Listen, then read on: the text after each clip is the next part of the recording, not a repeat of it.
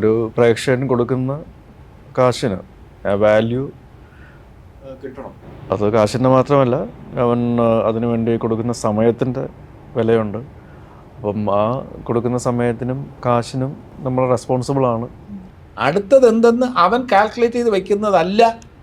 Climax എങ്കിൽ അവന് ഇഷ്ടപ്പെടും, അവൻ ഹാപ്പി ആയിട്ട് പോവാ നമ്മളെ പറ്റിച്ച്. ഈ പറഞ്ഞ മാറ്റത്തിനൊപ്പം തന്നെ 2024 തന്നിട്ടുള്ളൊരു സംഭാവന വലുതാണ് മലയാള സിനിമയെ സംബന്ധിച്ചിടത്തോളം. കോടി ക്ലബിലേക്ക് ഒരുപാട് സിനിമകൾ വരുന്നു.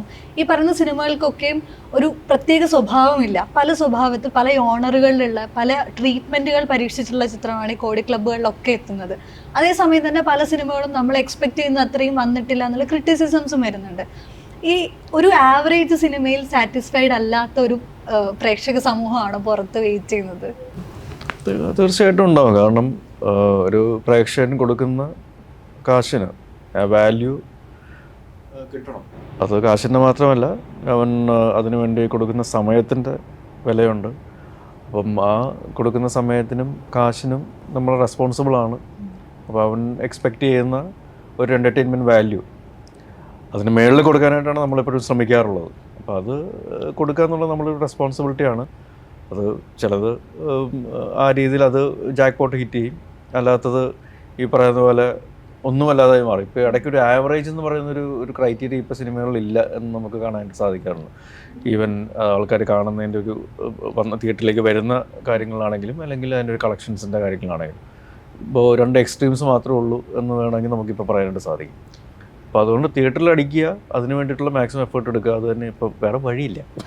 ലൈഫും സിനിമയുമായിട്ട് ബന്ധമുണ്ട്. ഞാൻ പറയാം, ഇപ്പോൾ ലൈഫിൽ നാളെ എന്തെന്ന് നമുക്കറിയില്ല. അതാണ് നമ്മൾ താല്പര്യത്തോടെ ലൈഫിനെ മുന്നോട്ട് കൊണ്ടുപോകുന്നത്. അടുത്ത വർഷം നമ്മൾ എവിടെയാണ്, എന്തൊക്കെ ചേഞ്ചസ് വരും നമ്മുടെ ജീവിതത്തിൽ നമുക്ക് പറയാൻ പറ്റില്ല. 5 വർഷത്തിന് ശേഷം നമ്മൾ എവിടെയായിരിക്കും ഇപ്പോൾ പറയാൻ പറ്റില്ല. അത് നമ്മളെ മുന്നോട്ട് നയിക്കാൻ പ്രേരിപ്പിക്കുന്ന ഒരു കാര്യമാണ്. നമ്മുടെ കയ്യിലൊന്നും പിടുത്തം തരില്ല. അത് ഈശ്വരനാണെങ്കിലും അദൃശ്യ ശക്തിയാണെങ്കിലും നാളെ നെക്സ്റ്റ് മൊമെൻറ്റ് നമ്മുടെ കയ്യിൽ തന്നിട്ടില്ല. ഇത് തന്നെ ആയിരിക്കണം സിനിമയിലും പ്രേക്ഷകനെ സംബന്ധിച്ചിടത്തോളം. അവന് അറിയാവുന്നുള്ള കാര്യങ്ങളാണ് കൊടുക്കുക. ഇതെന്ത് സംഭവം നമുക്കറിയാം, അടുത്ത് ഇന്നാരാണ് ഇന്ന ചെയ്യാൻ പോകുന്നത്, ആ ത്രില്ല് നഷ്ടപ്പെടുത്തരുത്. അടുത്തത് എന്തെന്ന് അവൻ കാൽക്കുലേറ്റ് ചെയ്ത് വെക്കുന്നതല്ല. ക്ലൈമാക്സ് എങ്കിൽ അവന് ഇഷ്ടപ്പെടും, അവൻ ഹാപ്പി ആയിട്ട് പോവാ നമ്മളെ പറ്റിച്ച് എന്നുള്ളത്. നേരെ വിളിച്ച് അവൻ ഇവൻ ഇത് പറയും. ചില നല്ല മിടുക്കരായിട്ടുള്ള പ്രേക്ഷകർ അല്പം മുമ്പ് ഒരു ക്യാരക്ടർ പറയുമ്പോൾ മറുപടി ഇവിടുന്ന് നേരത്തെ വിളിച്ച് പറയുമായിരുന്നു. അത് എന്നിട്ട് തിയേറ്ററിൽ മുഴുവൻ ചിരിയായിരുന്നു. അത്രത്തോളം ജഡ്ജ് ചെയ്യാൻ കഴിവുള്ള പ്രേക്ഷകരുണ്ട്, സെൻസ് ഓഫ് ഹ്യൂമറുള്ള പ്രേക്ഷകരുണ്ട്. അപ്പോൾ അത് ക്ലീഷേ യൂഷ്വൽ ഡയലോഗ്സ് ഒക്കെ വന്നു കഴിഞ്ഞാൽ ഇത് പറയും. അങ്ങനെയുള്ള കാര്യം ഇനി വന്നാൽ പ്രേക്ഷകൻ സഹിക്കില്ല. അവൻ കഥാഗതിയിൽ പുതുമ വേണം, പ്രഡിക്റ്റബിൾ ലൈനിൽ പോകാൻ പാടില്ല. ഇനി സെക്കൻഡ് ഹാഫ് ഇങ്ങനെ ആയിരിക്കും എന്ന് പറഞ്ഞ് ഇൻ്റർവ്യൂവിൽ കഴിഞ്ഞിട്ട് ചായ കുടിക്കുമ്പം ഫ്രണ്ട്സുമായിട്ട് ഡിസ്കസ് ചെയ്യും, ഇനി ഇങ്ങനെ ആയിരിക്കും ഇവിടെ എന്ന് പറഞ്ഞിട്ട് അത് അങ്ങനെ തന്നെ പോയാണെന്നുണ്ടെങ്കിൽ അവർ ഞാൻ പറഞ്ഞില്ലേ ഇവന്മാരുടെ കാര്യം എന്ന് പറഞ്ഞിട്ട് ഇറങ്ങിപ്പോകും. നേരെ മറിച്ചിട്ട് അതിന് വേറെ ട്വിസ്റ്റും ടേൺസും വന്നു കഴിഞ്ഞാൽ സംഭവം കലക്കി കേട്ടോ എന്ന് പറഞ്ഞിട്ട് ഹാപ്പി ആയിട്ട് പോകും. ഒരു പറ്റിക്കപ്പെടലാണല്ലോ സിനിമ എപ്പോഴും. അതാണ്.